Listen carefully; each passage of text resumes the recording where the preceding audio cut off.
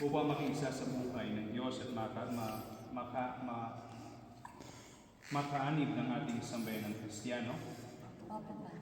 Nalalaman po ba ninyo na kalakip ng kahilingang ito ang pananagutan na hubugin ang inyong pabibinyagan sa diwa ni Kristo? At kayo naman po mga ninong at ninang, naghahanda po ba kayong tumulong sa mga magulang na kaya ng inyong ang inyong inaanak sa pananampalataya? Sounds strange na po. Nandito na nga kayo magpapabinyag pero tinatanong ko ulit.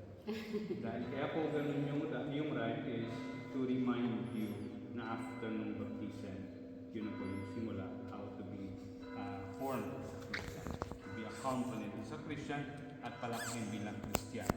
Dicevo che nel rito si inizia con la domanda se vogliono proprio fare il battesimo, no?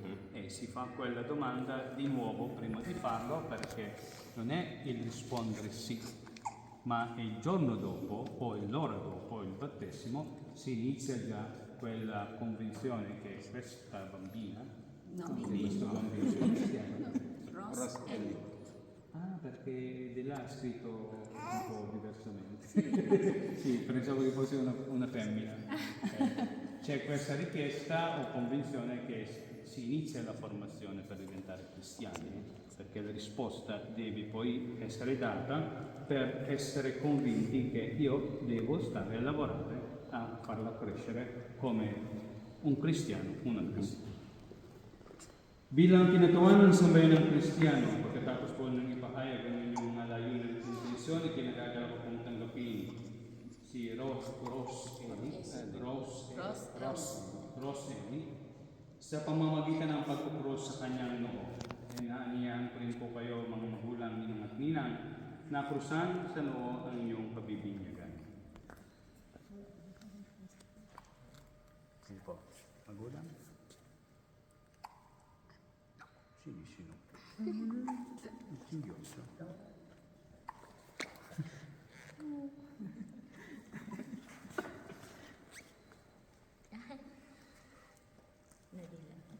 Magaling po tayo ngayon sa salita ng Diyos. Sumainyo ang Panginoon ang pagpapahayag ng mabuting balita ng Panginoon ayon kay San Marcos. Papuri sa iyo, Panginoon. May nagdala ng mga bata kay Jesus upang hiningin ipatong niya sa mga ito ang kanyang mga kamay.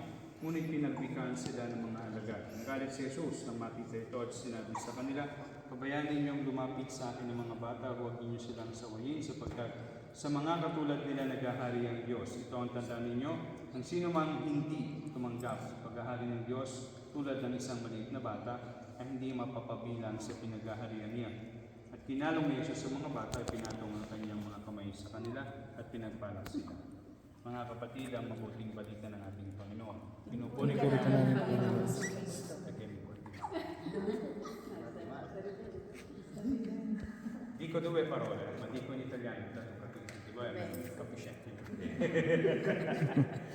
Il Vangelo parla di Gesù, in cui dopo un giorno di lavoro si era messo un po' di riposo e i bambini si erano avvicinati, mandati dai genitori. Gli apostoli li aveva bloccati perché ha detto lui era stanco, non avvicinatevi. Ma Gesù ha sgridato i suoi apostoli dicendo non li dovete bloccare, perché con loro lui aveva riconosciuto la presenza di Dio, la presenza del regno di Dio e lui li ha accettati, li ha benedetti e poi li ha accarezzati. Ridi, mi capisci adesso? Tagalog no. Dopo che ha fatto quello aveva detto ai suoi apostoli non dovevate farlo, perché è così come si accetta il regno di Dio, come i bambini. E c'è una sfida molto grande per voi, specialmente i genitori. Lui diventerà uno che corre, che parla, che non si capisce, che disegna, che non sa disegnare quello che fa, e cercherà il momento in cui vi chiamerà sempre per farvi vedere qualcosa. Solo che vi dico sempre ai genitori di non dire mai no, di non dire dopo, di non dire vai dalla mamma, sono impegnato, sono stanco, vai dal papà, io sono stanco e non ho tempo, e poi diventerà come una pallina di ping pong, il gioca così, no? Vai di là e di qua, alla fine si penserà e inizierà a pensare che io non sono nessuno. perché non trova nessuno che lo accoglie. La parte importante della crescita dell'uomo, anche di noi, speriamo che noi abbiamo avuto quello, è dall'età 0 a 6 anni, in cui i genitori devono far crescere a noi e a lui dovete far crescere che lui è accettato, amato, accompagnato, c'è il posto in casa, è membro di quella casa e non si troverà in un posto che non conosce. Perché? Hai fame? E l'importante è quello, perché se iniziate ad insegnare loro dopo 7 anni non imparerà più. Se non fate capire a lui che è amato, accompagnato, fa parte della famiglia, all'età di 7 anni in poi non capirà più nulla. Diventerà, spero di no, uno dei bulli nel mondo perché non sa come vivere come uomo. L'umanità si condivide da quei 6 anni in cui, come una cisterna, riceve, raccoglie tutto e capisci poi quando diventerà grande. Ecco perché Gesù aveva accettato quei bambini per dire devono essere accettati dagli adulti. Ci sono tanti ragazzi che non vivono bene la loro vita perché la realtà non è perché non sono accompagnati, perché non ci sono i genitori. Ma se ci sono i genitori c'è solo un genitore. O se non c'è neanche un genitore, neanche loro ne hanno perché vivono con altri genitori. E come fanno per crescere? Non diventeranno mai persone umane come quelle fatte vedere. Tra poco finiamo. Adesso finisco, ho capito che non vuoi più. Okay? Vi ricordo questo perché è una cosa molto importante, a parte poi la cristianità. La cristianità viene dopo l'umanità. E se lui diventa uomo, diventa cristiano facile. Mga kapatid, halina po lumuhog sa pong may kapal upang magiliw niyang kalingain ang batang bibinyagan, ang mga magulang hinumatinan at ang buo niyang sambayanan. Ama naming makapangyarihan, kusang loob po kayong nagmahal sa amin, kaya sinugo po ninyo ang inyong anak upang kami pong nasadlak sa paninilan sala ay mabigyan ng laya. Sa tanda po ng krus na panaloob po ninyo ng batang bibinyagan ay maging malaya sa pagkakalipin ng bunga ng pagsuway ng nilikhamong unang tao.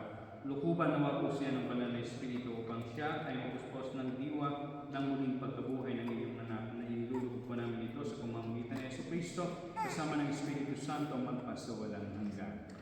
Pakilakas po ng konti sa dibdib. Sa kapangyarihan ng ating tagapagligtas na sa Jesucristo, ikaw ay magpakatatag ngayon at magpasawalang hanggan. Okay na po. Konti na.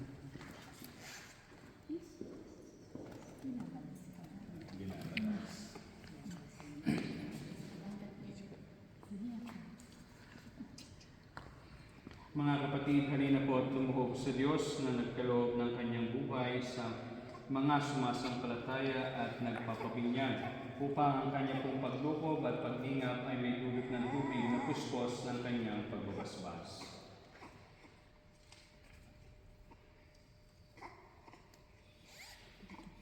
Ama naming lumikha sa tubig po na inyong pinagpala, idinulot po ninyo ang muling pagsilang sa Espiritu Santo, ang mga hinirang po ninyong tumanggap ng binyag ayon sa pananampalataya ng inyong simbahan ay inyo pong itaguyod sa buhay sa kalangitan sa pamamagitan ng Jesucristo kasama ng Espiritu Santo magpasawalang hanggan. Amen.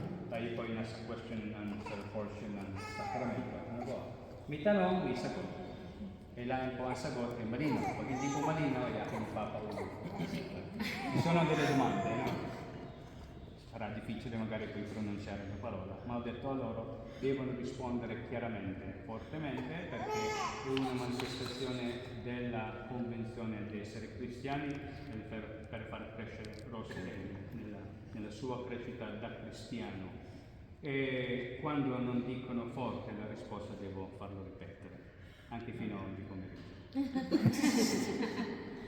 Abbiamo prenotato, vero? Ma minamahal ng mga magulang ninong at ninang nung tayo po ay binyagan, tayo po ay nalipid kasama ni Kristo upang kasama rin niya tayo ay makabangon at makapagbagong buhay. Bilang tanda po ng inyong pananagutan sa paghubog sa inyong mga anak ayon sa banal na aral. Sariwain po ninyo ngayon ang inyong pangako. Nung kayo po ay binyagan at tatalikuran ng lahat ng kasamaan at kasalanan, ang mga magulang ninyong at ninang, inyo po bang itinatakwil si Satanas? Opo, itinatakal po namin. Hindi naman. Tinatakwil po ba ninyo ang kanyang mga gawain? Opo, itinatakwil namin. Bang itinatakwil ang kanyang mga pang-aapi? Opo, itinatakwil Mga namin. magulang ninong at ninang, sumasampalataya po ba kayo sa Diyos sa mga makapangyarihan sa lahat na may gawa ng langit at ng lupa? Opo, sumasampalataya. Sumasampalataya po ba kayo kay Kristo, ang isang anak ng Diyos, Panginoon natin, pinanganak ni Santa Maria ang Birhen, pinako sa krus, namatay ng libing, muling nabuhay, at naluklok sa kanan ng Ama? Opo, sumasampalataya po. Sumasampalataya po ba kayo sa Espiritu Santo, sa banal na simbahang katolika, sa kasamahan ng mga banal, sa kapatawaran ng mga kasalanan, sa muling pagkabuhay ng mga namatay sa buhay, na walang hanggan? Opo, sumasampalataya. Pananampalataya po na marangal ninyong pinahayag, atin pong igawan ang sakramento ng binyag sa pamamagitan ng Jesucristo kasama ng Espiritu Santo magpas sa walang hanggan. Amen. Ikaw po pang bukal sa inyong loob na si Roseli ay pabinyagan upang bubuin ang ipinahayag ninyong pananampalataya. Opo.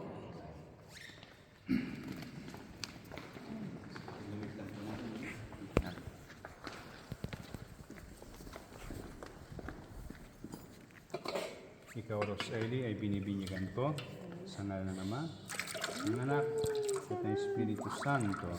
Amen. Pares ko, ano? Pwede po tayo doon.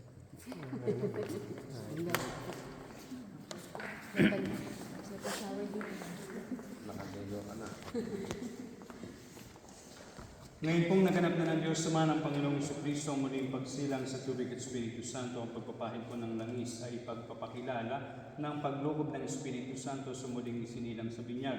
Maging matatag nawa po ang batang ito sa kanyang pakikisa kay Kristong Hari, Pare at Propeta, ngayon at magpakailanman. Amen.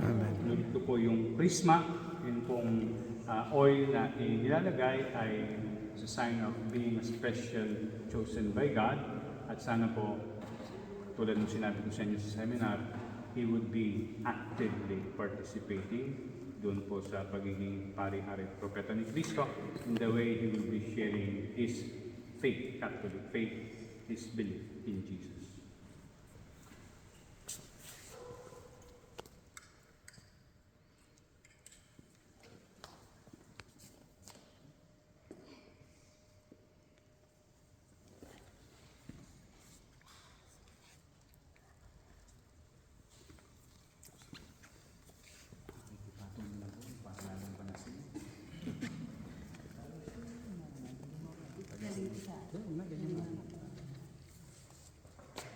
Tapos mamaya, papasok po sa kanya kasi yung ama magsisindi ng kandila. Ang damit pambinyag ay tandaan ng muling pagsilang kay Kristo at ng dakilang karangalan ng anak ng Diyos na wapoy manatiling wagas at walang bahidungis ang kanyang karangalan hanggang matamo niya ang buhay na walang hanggan. Amen. Puti pong damit dahil wala na po siyang kasalanan mana, malinis na po. Okay, sige na po. Napicture na yata? Okay. Apo. Nahihirapan lang. Okay, mamaya niyan po. Okay. Daddy, may pasok kay mami. Sindi doon sa kandila. Tapos papasok mo sa kanila isa. Grazie.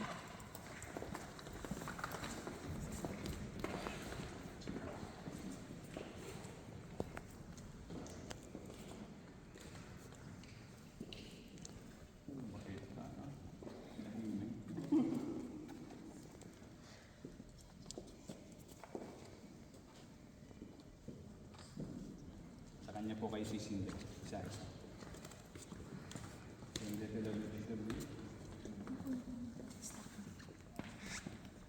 Luce la luce di Cristo. Tayo na pong magbigay dangal kay Jesus na ating ilaw sa diwa natin at isipan. Si Jesucristo ay nabuhay, siya po ang ating kaliwanagan.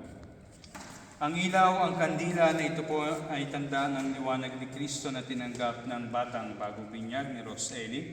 Sa tulong po ninyo mga magulang ninong at ninang, nawa po ay mag-alab ito sa kanyang puso at diwa hanggang sa pagbalik ni Kristo na ating Panginoon. Amen. Naging anak po tayo ng kaliwanagan kay Kristo. Dumulog po tayo ngayon sa ating Ama na bukal ng kaliwanagan at buhay.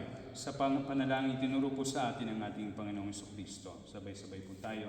Ama namin, masalangit ka, sabayin ang alam mo, mapasasalan ka rin. Hindi ng loob mo sa lupa para sa langit. Bigyan mo kami ng ilalanin sa araw-araw. Patawarin mo kami sa aming mga sala, para nang pagpatawad namin sa nagkakasala sa amin. At huwag mo kami paintulot sa tukso, at diyan kami sa lahat ng sama. Amen. At sa mahal na Birhen natin pong ipagkatiwala ang batang bagong binyag, sumasama po tayong manalangin. Aba, Ginoong Maria, napupuno ka ng grasya, ang Panginoong Diyos ay sumasayo. Buod kang pinagpala sa babaeng lahat at pinagpala naman ang iyong anak na si Jesus. Santa Maria, Ina ng Diyos, panalangin mo kaming mga kasalanan, ngayon na kung kami mamamatay. Ama naming mapagmahal, amin na pong ipinagdiwang ang sakramento na nagbibigay ng inyong buhay at dangal, habang panahon po kaming nilingon sa inyo dahil sa lahat ng inyong awa at biyaya. Pagindapatin po ninyo ang mga magulang, mga ninong at ninang, ay manatili pong matapat sa kanilang pinangako sa binyag. Iniluluhog po namin ito sa pamamagitan ng Jesucristo, kasama ng Espiritu Santo magpas sa walang hanggan. Amen. Il Signore sia con voi. E con il tuo spirito. Vi benedica Dio Onnipotente, Padre, Figlio e Spirito Santo. Amen. Sa kumpil at unang pakikinabang, dapat pong lubusin ang inyong pinasimulan. Ihanda po ninyo si Ros Eli sa pagsapit ng araw ng pagtanggap sa mga sakramentong banal. Umayo po kayong taglay ang kapayapaan. Salamat sa Diyos. Happy birthday po, Lord. Palakpakan po natin ang batang bagong niya. Pagpatay na po ng kandila. Dito po yung magulang ni Nung Tina, pipirmahan, tapos ay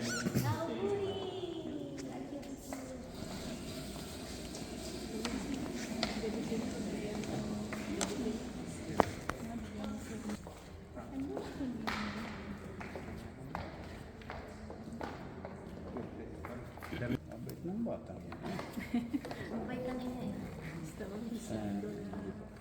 Diyan po, kahit pusan dyan, si Taso sa baba.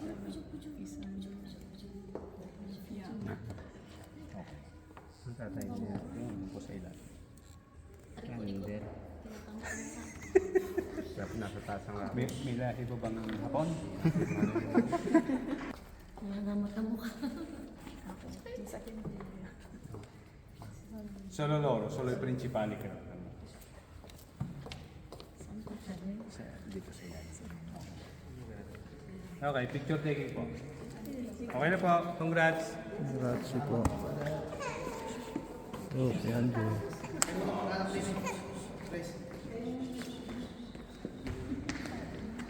Father, pwede po pa-picture daw sa inyo.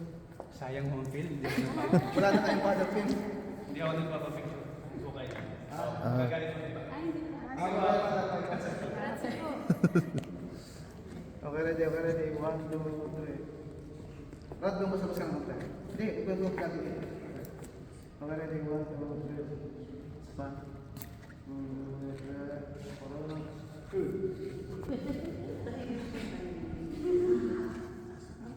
Rad, dito kami. Okay. Ninuntinan.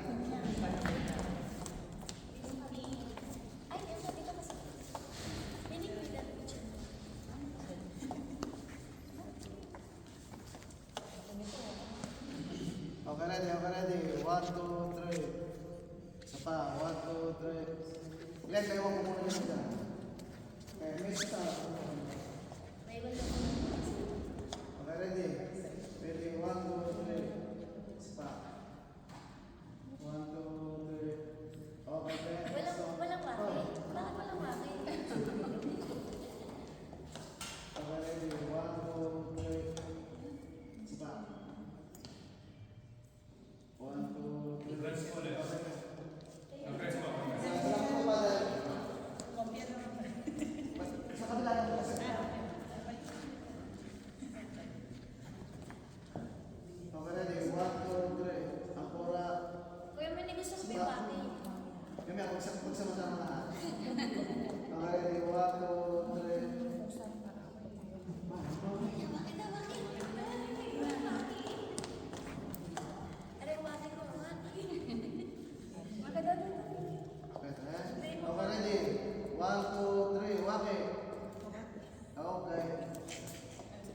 Tayo naman, no?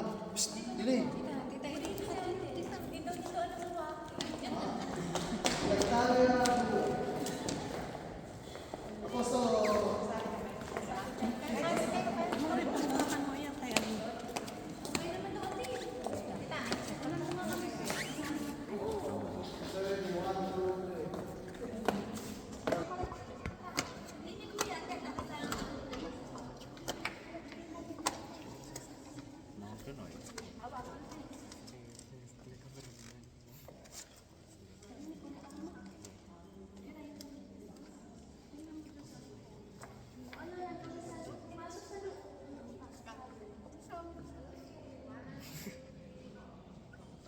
Ang gilaw. Tingnan mo kayo.